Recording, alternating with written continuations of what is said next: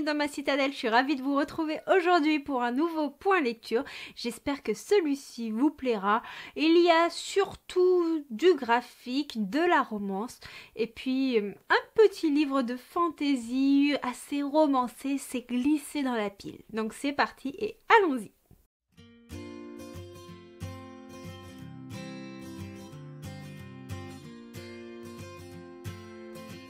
Je vais commencer par vous parler des mangas et pas des moindres parce que je vais vous parler du 6e tome de Hiruma à l'école des démons de Osamu Nishi. Comme vous le savez sûrement, j'ai eu un coup de cœur pour cette saga depuis que j'ai lu le premier tome qui m'avait mis un smile énorme aux lèvres. Ici, nous allons suivre Hiruma, un humain qui a été vendu par ses parents à un démon qui souhaitait devenir grand-père. Hiruma est un jeune garçon d'une bonté incroyable qui ne sait pas dire non et il va devoir survivre dans une école de démons, sachant que les humains ne sont pas du tout autorisés dans le monde où ils vivent.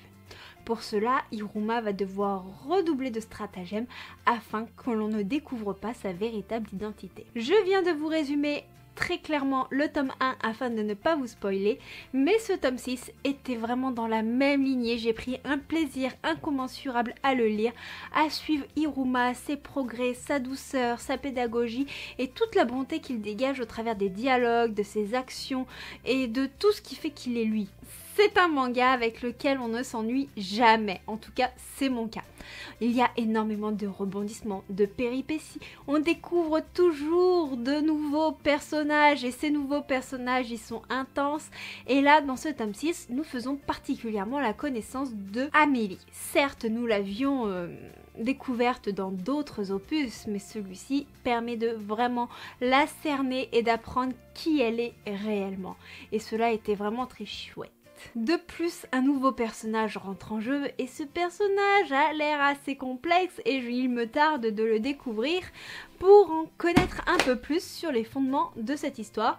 Et je suis désolée pour le boom, j'avais mis les livres sur moi afin de ne pas me baisser mais je bouge un peu trop. Dans le dernier tome, l'art était mis en avant dans ce manga, mais cette fois-ci, la magie reprend toute sa place et j'ai adoré cela.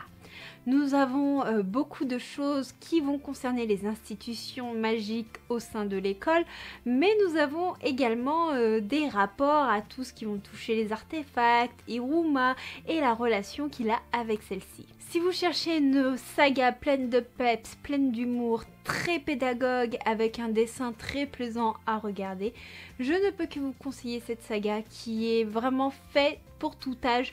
Je pense que ce soit les petits ou les grands, on prend un énorme plaisir à vivre des aventures aux côtés de nos personnages chouchous. Aimez-vous les histoires qui touchent au handicap ?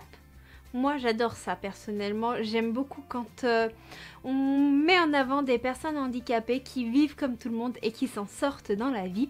Et c'est le cas dans ce manga là, A Sign of Affection de Sumorishita, le premier tome publié chez les éditions Akata.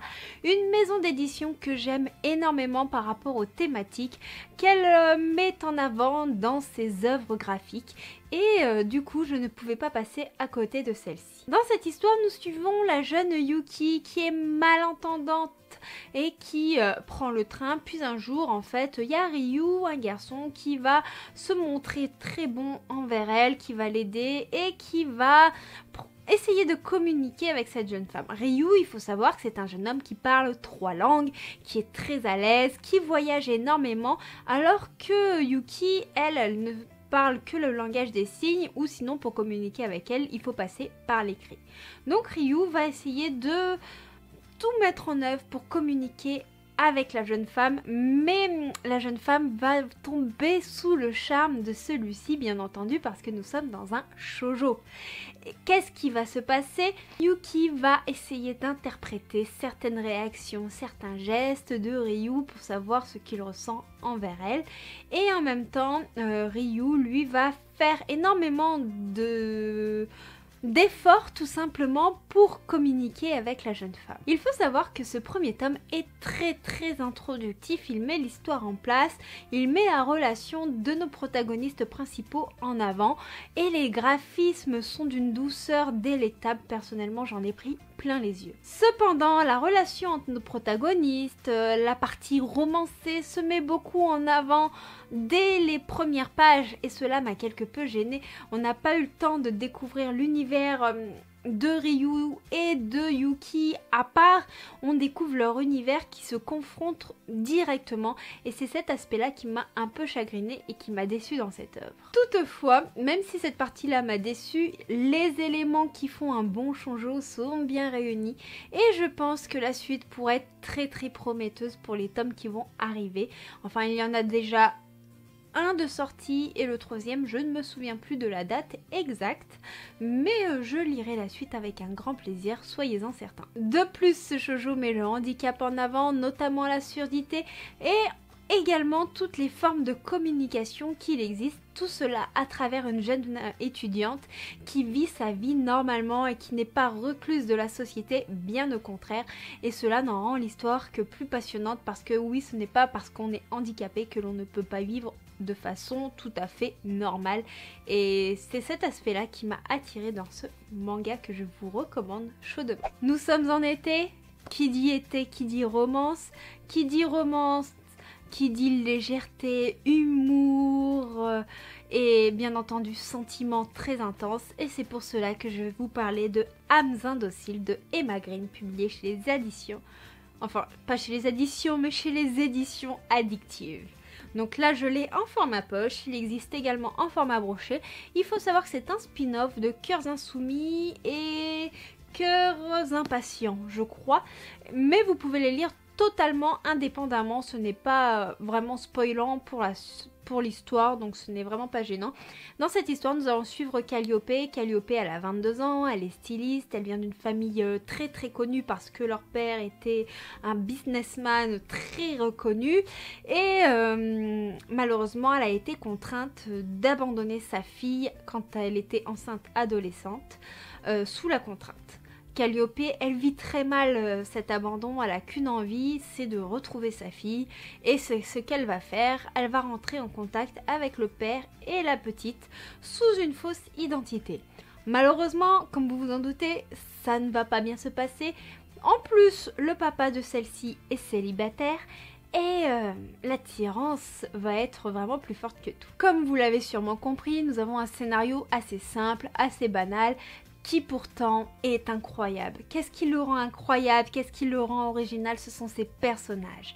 Parce que Calliope, c'est le genre de personne qui est totalement folle, mais qui sait vous envoûter et qui fait battre votre cœur à la chamade. Moi, j'ai été en admiration devant cette jeune femme qui sait voir les choses de manière positive, même quand il lui arrive le pire.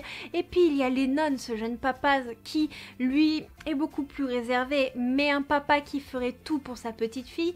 Et on a cette petite fille, Willow, qui est une bouffée d'air frais et qui vous mettra le smile à chacune de ses interactions dans l'histoire. À chaque fois que j'ai lu un roman de notre duo d'autrices, parce que oui, Emma Green, c'est un pseudo, mais derrière celui-ci se cachent deux autrices de talent, j'ai été envoûtée et Âmes indociles n'en fait pas exception parce que ce roman, il allie vraiment des sentiments familiaux très profonds, il met en avant des valeurs, il va mettre en avant des relations d'amitié, il va mettre en avant des peines, des chagrins, il va mettre en avant la reconstruction de soi, mais aussi la reconstruction d'une famille, et tout ça de manière humoristique, drôle, intense.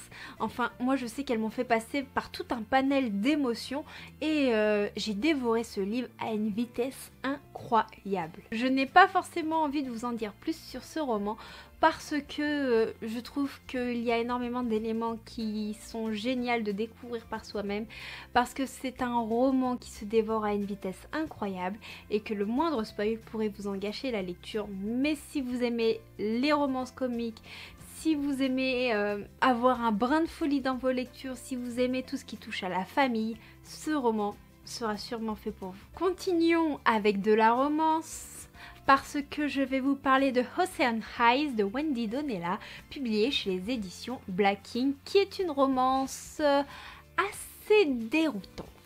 Alors, avant de vous en dire plus, je vais peut-être aborder le résumé de ce livre. De quoi nous parle l'histoire tout simplement. On suit Maddie qui a eu une enfance atypique. Maddie vit avec sa sœur parce que sa sœur a sa garde et disons qu'elle survive en escroquant les hommes riches. Voilà. Sauf que Maddie, elle n'est pas du tout d'accord avec le mode de vie que lui a imposé sa sœur et tout ce qu'elle rêve, c'est de faire des études normalement. Donc, c'est ce qu'elle va faire, elle va partir à la fac, mais sa sœur va lui évoquer le nom d'un gars de son université qui est le fils d'un homme très riche qu'elle aimerait arnaquer. Qu'est-ce que va faire Maddie? Elle va forcément refuser parce qu'elle ne veut pas de cette vie-là et elle ne veut plus jouer le jeu de sa sœur aînée. Malheureusement, elle va croiser ce garçon-là et elle ne saura pas si l'attirance qu'elle a envers lui sera due à ce que lui a dit sa sœur ou à ses propres sentiments. Et peut-être que le passé pourrait les rattraper. Voilà. Le résumé est assez particulier dit comme ça, mais l'histoire franchement en vaut le détour et reste assez surprenante. Toutefois, au début du récit, j'ai eu un début assez difficile avec les protagonistes principaux, notamment Darek et Maddie. Pourquoi? Parce qu'il y avait ce côté argent, il y avait ce côté friqué, il y avait ce côté superficiel qui était mis en avant, mais cela était nécessaire pour la mise en place du récit et de la trame principale bien entendu. Cependant, j'ai vu nos personnages évoluer, notamment Maddie, j'ai appris à connaître leur histoire, leurs faiblesses, leurs craintes, et là, ça a été le coup de foudre, je me suis laissée totalement embarquer par la plume de Wendy Donella qui est hyper fluide. Franchement, je relirai un de ses romans avec un énorme plaisir. Il y a énormément de rebondissements, on a beaucoup de protagonistes, qu'ils soient principaux ou secondaires, ils ont tous cette petite flamme qui vous attise, qui vous met le smile, malgré des choses qui peuvent être dures dans l'histoire. Il y a ces petites touches de peps que rajoutent ces personnages qui vont rajouter énormément de légèreté et qui vont faire que l'histoire se dévore vraiment très rapidement et toute seule. Le seul reproche que je pourrais faire à ce roman, c'est que finalement on n'a que des passages narrés du point de vue de Maddie et j'aurais aimé peut-être pas tous les passages mais 2-3 passages en particulier qui soient mis en avant du point de vue de Darek.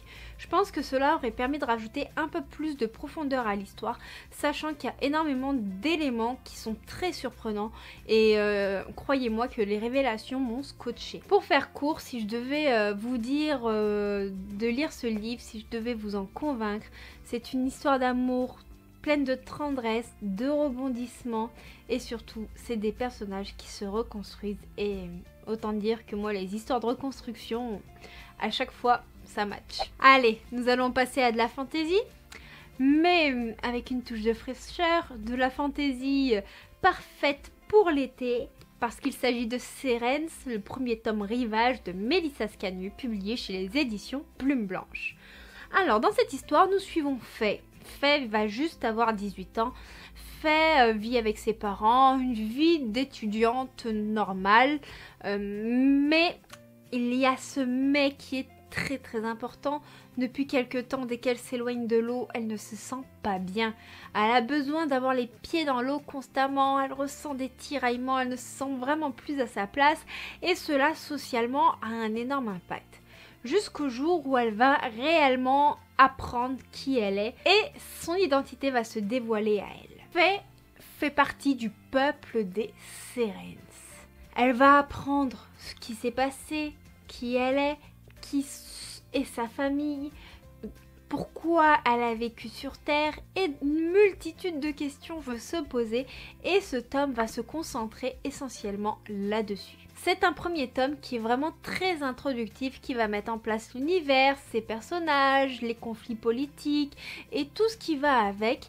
Même si c'est du young adulte, j'ai trouvé que l'histoire était assez jeunesse. Pourquoi? Parce que même si nous avons quelques descriptions, le récit est assez pauvre.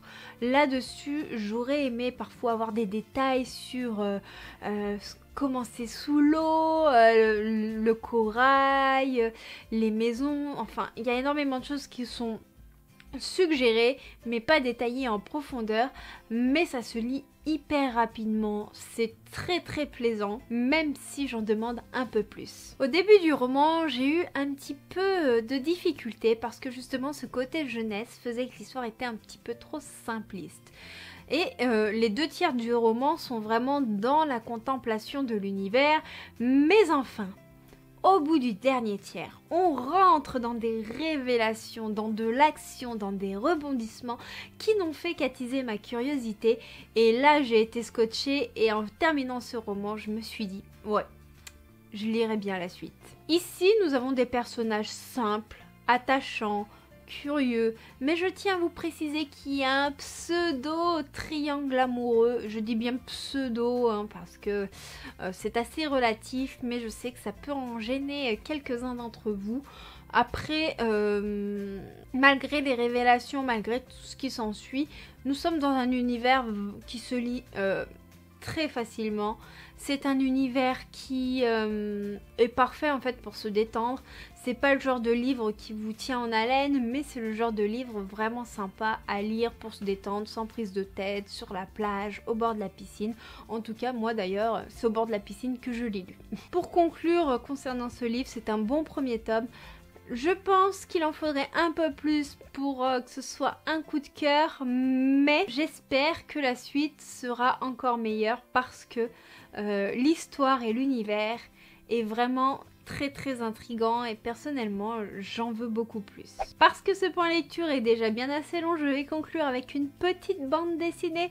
Il s'agit des Sortilèges de Zora de Judith Peñen, Ariane Delrieux et c'est publié chez les éditions Vent d'Ouest. Alors moi j'ai été subjuguée par la sublime couverture de cette bande dessinée et le graphisme incroyable qu'il y a. Mais avant de vous parler des points positifs et des points négatifs, il faudrait déjà que je parle de l'histoire en elle-même. Nous suivons Zora et sa grand-mère Babouchka. Zora est une jeune sorcière intrépide qui aime l'aventure et qui est vraiment fière d'être une sorcière. Sauf qu'il y a une chasse aux sorcières, que actuellement exercer cette profession est très dangereux et donc Babouchka va tout faire pour que sa petite fille aille au collège comme les jeunes de son âge. Zora n'est pas de cet avis, mais Babouchka va donc priver sa petite fille de ses pouvoirs en faisant une natte à ses cheveux qui est soi-disant indéfectible. Zora va se retrouver dans un collège au milieu de personnes non magiques et je vous laisse imaginer le folklore qui va suivre. C'est une bande dessinée qui est vraiment très humoristique avec un rythme vraiment rapide. Le rythme un peu rapide m'a quelque peu dérangée parce que il y a certains éléments qui me manquaient au niveau de l'histoire et c'est le résumé de la 4e de couverture qui m'a apporté les réponses. Je me suis permise de relire quelques passages de certaines planches pour être sûre de ne pas avoir manqué d'éléments, mais en dehors de ça, l'histoire va à toute vitesse, donc je sais que ça plaît énormément au jeune public. De plus, nous avons ce côté humoristique de Zora dans le monde non magique qui m'a fait penser, si vous voulez, vous voyez Harry quand il arrive à l'école des sorciers, par exemple dans Harry Potter. Et ben lui, il faut qu'il s'adapte au monde magique. Et là en fait c'est l'inverse. Zora va falloir qu'elle arrive à s'adapter au monde non magique. Et c'est vraiment une totale catastrophe. Le fait que Zora doit s'adapter au monde non magique, cela va soulever une thématique très importante qui est le harcèlement scolaire dont on a certaines allusions qui sont mises en avant dans la bande dessinée.